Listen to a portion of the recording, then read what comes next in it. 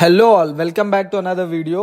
ఈ వీడియోలో moving average తో మ్యాజిక్స్ ఎలా చేస్తారో చూపిస్తాను పద. ప్రతి వీడియోలో చెప్పినట్టుగా మన స్ట్రాటజీస్, ఇండికేటర్స్ అనేవి చాలా సింపుల్ గా ఉంటాయి అండ్ సింపుల్ వేలో ఎక్స్ప్లెయిన్ చేస్తాను. అండ్ లేట్ చేయకుండా వీడియో స్టార్ట్ చేద్దాం పదండి. కోటెక్స్ ఇంటర్ఫేస్ ఓపెన్ చేసిన తర్వాత మనం ఏం చేయాలి, ఇండికేటర్ సెలెక్ట్ చేసుకోవాలి. ఆ ఇండికేటర్ పేరు వచ్చేసి మూవింగ్ యావరేజ్ అన్నమాట. మూవింగ్ యావరేజ్ అనేది 2 టైమ్స్ సెలెక్ట్ చేసుకోవాలి. ఇక్కడ ఒకటి 20 పెట్టుకోవాలి, ఒకటి 50 పెట్టుకోవాలన్నమాట.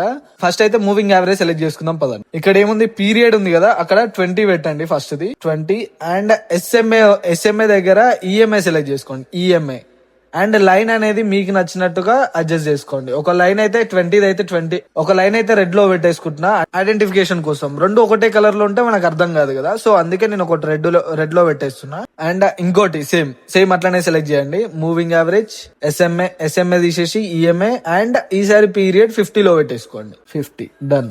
ఇదేముంది, గ్రీన్ లో పెట్టేసుకుందాం. గ్రీన్ అంతే. ఇంకా ఈ సెటప్ అంతే.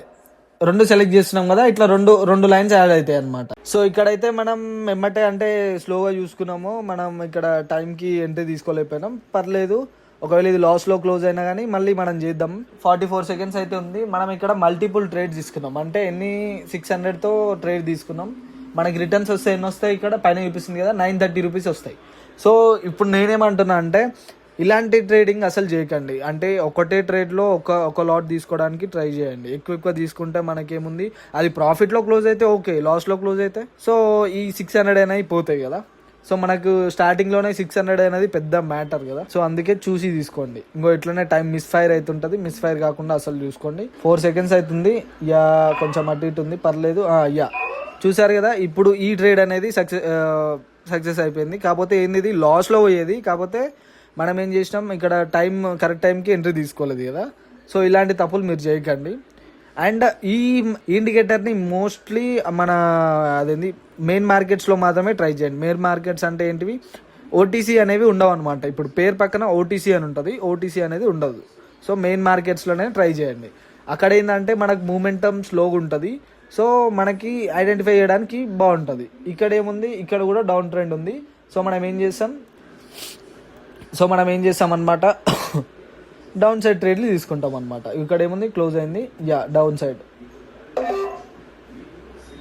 అండ్ ఇంకో టిప్ ఏంటంటే, ఈ 2 లైన్లు కలిస్తాయి కదా, అంటే ఎమ్మటే క్రాస్ ఓవర్ అవుతుంది కదా. ఇప్పుడు క్రాస్ ఓవర్ అంటే, ఇప్పుడు రెడ్ లైన్ ఉంది కదా, రెడ్ లైన్ అనేది కింది అంటే పైనుంచి మన గ్రీన్ లైన్ కిందికి పడితే, అంటే కిందికి పడుతున్న టైంలో మనం అప్పుడు ట్రేడ్ తీసుకోవాలి. అక్కడ క్యాండిల్ అనేది క్లోజింగ్ ఇస్తుంది కదా, మనం నెక్స్ట్ క్యాండిల్కి ట్రేడ్ తీసుకోవాలి. అట్లా నేను అనేది మిడిల్లోనే తీసుకుంటాను. సో నేనైతే వీడియో కోసం మిడిల్లోనే తీసుకుంటున్నాను. మీరైతే వెయిట్ చేయండి, ఎంత వెయిట్ చేస్తే అంత మంచిది, ఓకేనా.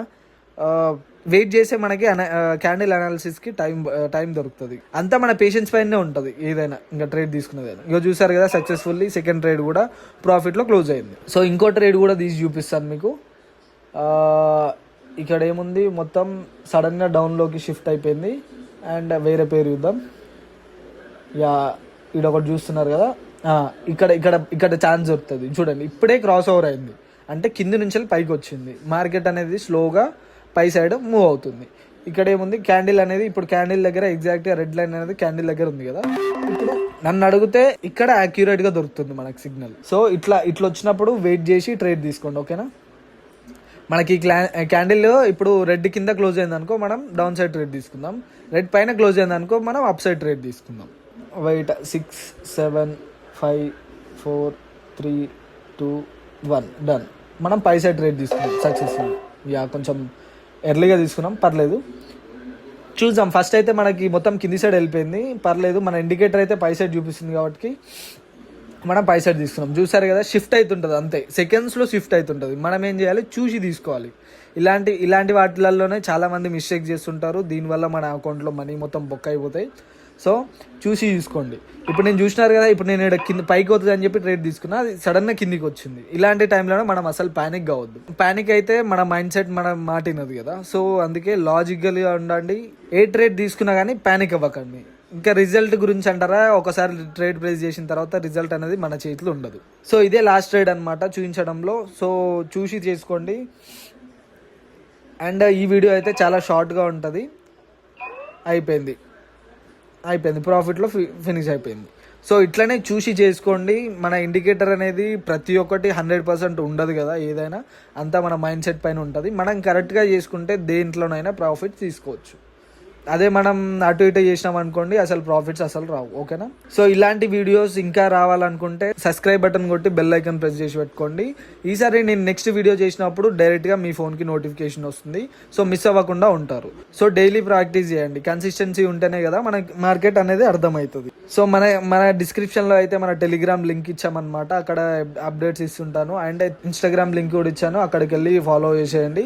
ఎవరెవరికైతే కోటెక్స్లో అకౌంట్ లేదో వాళ్ళు కూడా రిజిస్ట్రేషన్ లింక్ ఇస్తాను, రిజిస్టర్ చేసుకొని మీ ట్రేడింగ్ జర్నీ స్టార్ట్ చేయండి. ప్రస్తుతం అయితే ఈ వీడియో ఇంతవరకే. అండ్ పేషెన్స్గా ఉండండి, ట్రేడ్ జాగ్రత్త తీసుకోండి, మనీ లూజ్ కాకండి. Okay, bye.